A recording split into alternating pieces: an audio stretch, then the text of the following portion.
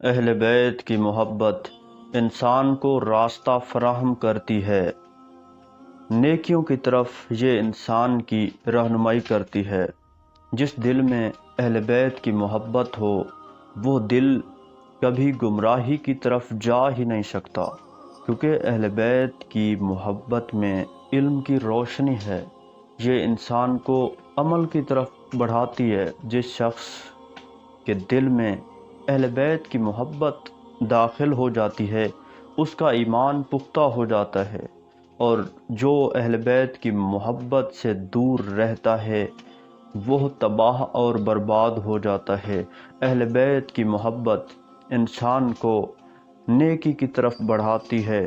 اہل بیت کی محبت انسان کو راستہ فراہم کرتی ہے، ایک ایسا راستہ جو انسان کو حقیقی منزل تک لے جاتا ہے۔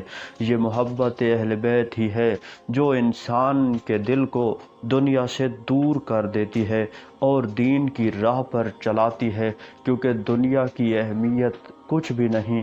اہل بیت نے صرف اور صرف جو اہمیت بتائی ہے وہ بتائی ہے نیکی کی، اس کے اجر و ثواب کی، اور خدا کی راہ میں جہاد کرنے کی۔ اور جب انسان اس چیز سے آشنا ہو جاتا ہے تو پھر وہ ایسے راستہ کی طرف بڑھتا ہے جس راستہ میں چاہے جتنی بھی تکلیف ہوں، چاہے جتنی مشکلات ہوں، وہ راستہ حق کا ہوتا ہے، اور یہ انسان کو حق کی طرف لے جاتی ہے۔ اہل بیت کی محبت جس دل میں ہو وہ دل کبھی بھی گمراہی کے نزدیک جا نہیں سکتا۔ جو انسان اہل بیت سے محبت کرتا ہوگا اس کی زندگی میں اہل بیت کی سیرت شامل ہوگی۔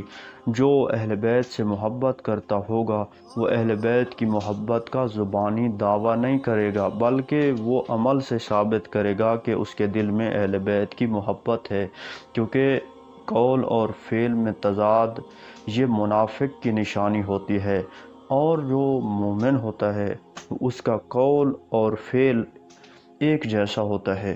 وہ نیک بنتا بھی ہے، وہ نیک دکھتا بھی ہے، اس کے دل میں بھی نیکی کا جذبہ موجود ہوتا ہے، وہ دکھاوے سے دور ہوتا ہے، کیونکہ اہل بیت کی راہ بہت واضح ہے۔